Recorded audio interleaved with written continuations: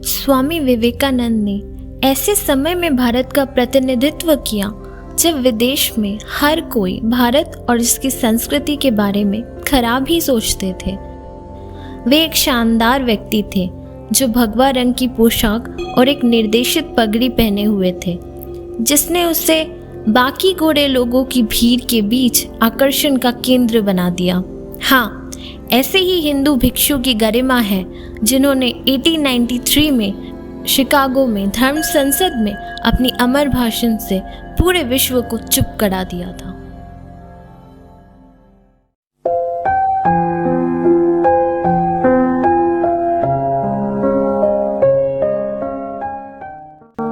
स्वामी जी को हर कोई उस तरह से जानता है, लेकिन वास्तव में कोई भी उस सफलता के पीछे के संघर्ष को नहीं जानता।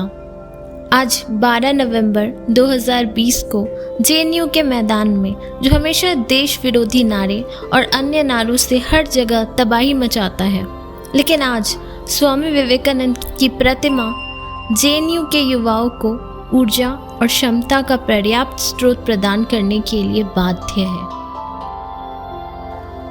स्वामी विवेकानंद को नरेंद्रनाथ दत्ता के नाम से जाना जाता था। वे बहुत ही पढ़े लिखे व्यक्ति थे और अपने माता पिता के प्रिय थे। उनकी उपलब्धियां केवल एडुकेशन तक ही सीमित नहीं थी, बल्कि आर्ट्स, लिटरेचर, संगीत आदि अन्य विभिन्न गतिविधियों के लिए उन्हें बंगाल के ब्राह्म समाज ने प्रेरित किया, जैसे माननीय टैगोर परिवार, केशव चंद्र सेन, श्यामाचरण भट्टाचार्य, ईश्वर चंद्र विद्यासागर आदि। लेकिन वह उसके लिए पर्याप्त नहीं था। वे कुछ आंतरिक अशांति से गुजर रहे थे जो प्रकृति में आध्यात्मिक था। बिना किसी उम्मीद के यहाँ वहाँ भटकने के बाद उन्होंने दक्षिणेश्वर के रामकृष्ण परमहंस नामक एक रहस्यवादी को चुना। वह कैसे एक युवा और बुद्धिमान लड़के से स्वामी विवेकानंद में परिवर्तित हो गए, इसकी भी एक कहानी है। रामकृष्ण परमहंस के उत्कृष्ट विचारों और शिक्षाओं ने युवा नरेंद्रनाथ को आश्चर्यचकित कर दिया। वे खुद सरप्राइज्ड थे और दक्षिणेश्वर में लंबे समय तक यात्राओं के बाद नरेंद्र ने रामकृष्ण परमहंस को अपना गुरु बना लिया। साथ में वे एक शिक्षक और एक आदर्श छात्र का सबसे बड़ा और अच्छा उदाहरण प्रदान करते हैं। भारत को एक स्तर पर ले जाना है, उनकी दृष्टि थी जो पश्चिमी देशों को आश्चर्य में छोड़ देगी। यह बेहद कठिन था, खासकर नरेंद्रनाथ के पिता की मृत्यु के बाद। परिवार एक फाइनेंशियल क्राइसिस में था और उस स्थिति में विवेकानंद ने स्वयंसेवकों का एक समूह बनाया जो सत्य और आध्यात्मिकता के सिद्धांतों का पालन करते थे। कलकत्ता में एक पुराने टूटे हुए मकान पर रहने के बाद नरेंद्रनाथ हिमालय से कन्याकुमारी तक की यात्रा के दौरान अकेले ही आध्यात्मिक यात्रा पर निकल पड़े। उनके पास कई अनुभव थे जो उन्हें मजबूत और भावुक कर रहे थे।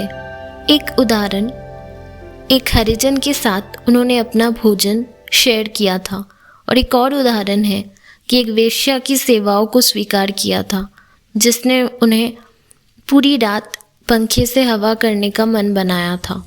उनका अगला गंतव्य दुनिया के लिए भारत की ताकत का निरीक्षण करना था। उनके योगदान ने कई यूरोपीय और अमेरिकियों को भारत की तरफ आकर्षित किया, जैसे मार्गरेट एलिजाबेथ नोबल, जिन्हें हम सिस्टर निवेदिता कहते हैं।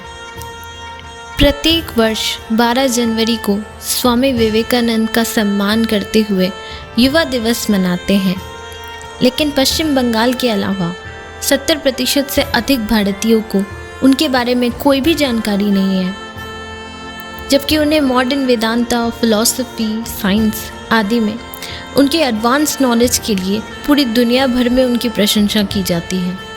साथ में हमें स्वामी जी के नक्शे कदम पर चलकर एक आधुनिक भारत के सपने को मजबूत करना है, जिसने दुनिया को अपनी वेदांतिक फिलॉसफी से बिल्कुल शांत करवा दिया था। अगर आपको ये वीडियो पसंद आई हो और आप कुछ और वीडियोस देखना चाहते हैं तो इस वीडियो को लाइक, कमेंट, सब्सक्राइब और शेयर करना तो बिल्कुल भी मत भूलिएगा।